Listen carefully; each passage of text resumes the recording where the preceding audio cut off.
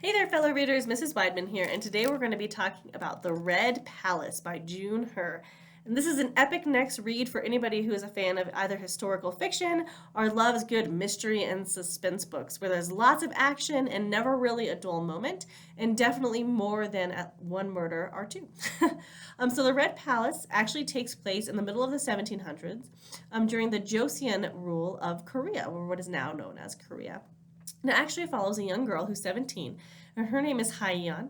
And during this period in Korea, it wasn't uncommon for daughters and sons of those who were born outside of wedlock, right, or they're called bastards, right, to kind of be disowned from one or both of their parents, depending on the rights of their birth. So Hyeon is actually a disowned or disavowed daughter of this very wealthy, very politically influential father that lives in the same capital city that Hyeon resides in.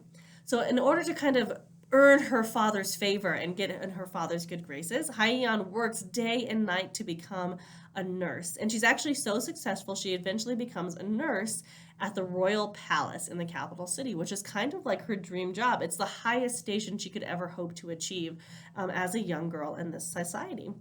Well, unfortunately, one night, as Hyeon is walking home from work, she discovers that there's actually been a murder. And not only has one person died, but four women have been murdered at the place where she trained to be a nurse. And since it happened at the nurse training school, right, Hyeon quickly discovers that her teacher and her mentor is actually the one prime suspect of this quadruple homicide. And she's like, that can't be right. Like, my teacher and mentor would never do that.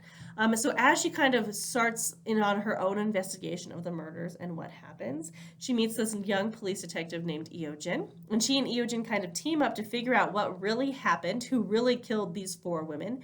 However, as things kind of escalate, more women around them start dying.